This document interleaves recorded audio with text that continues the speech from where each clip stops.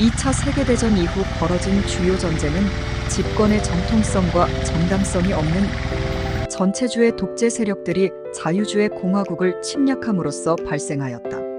1950년 북한, 중국, 소련의 공산 전체주의 연합 세력에 의한 6.25 침략 전쟁이 그러했고, 2년 전 푸틴 러시아의 우크라이나 침략 전쟁 역시 그러하다.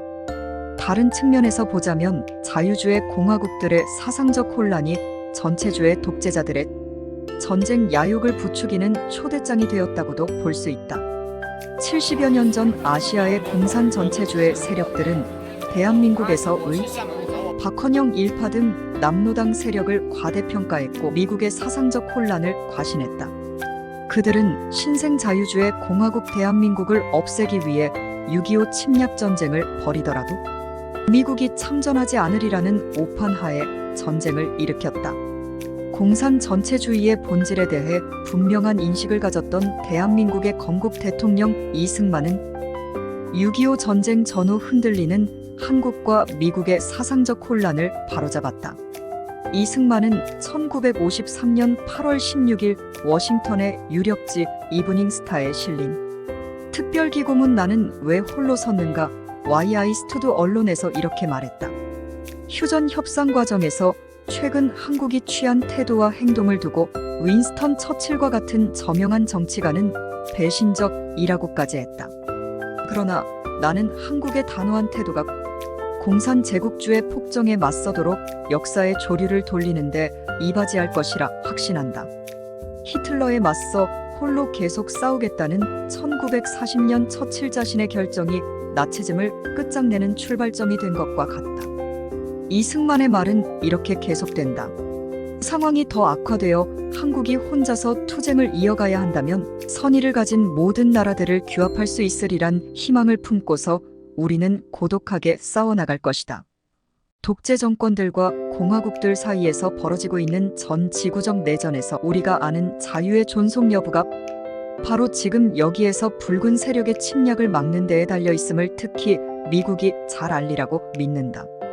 70여 년이 지난 오늘 읽어도 전체주의 독재 세력의 침략 본성을 꿰뚫어보고 자유주의 공화국들이 무엇을 해야 하는지를 제시해주는 말씀이다.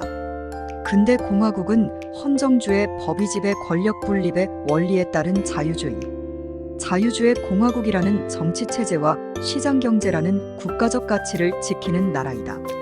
인민들을 전면적으로 착취하는 공산 전체주의 세력들은 이웃의 국민의 자유를 보장하는 공화국이 성공하는 것을 지켜볼 수 없다. 자신들 권력의 정통성이 부정되기 때문이다. 국민에게 어떤 가치가 중요하며 그 가치를 지키기 위해 어떻게 단결해서 전체주의 세력과 싸워야 하는가를 제시하는 것이 자유주의 공화국 지도자의 가장 중요한 사명이다. 적과 내통한 반역 행위를 민주화 운동으로 추켜 세우는 것은 적의 침략을 불러오는 초대장이 된다. 중공군의 전면적인 침략을 확인한 1950년 11월 28일 트루만은 웨스트 윙 국무회의실에서 국가안전보장회의를 주관했다.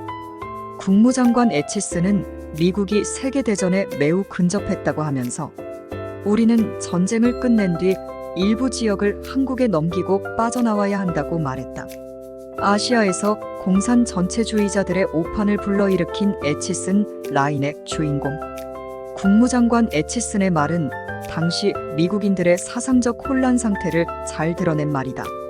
2차 대전 직후 한국과 미국의 사상적 혼란이 6.25 침략 전쟁을 낳았다면 낡은 사회주의 이념을 청산하지 못한 유럽 각국의 사상적 혼란이 푸틴의 우크라이나 침략 전쟁을 부추겼던 것이다.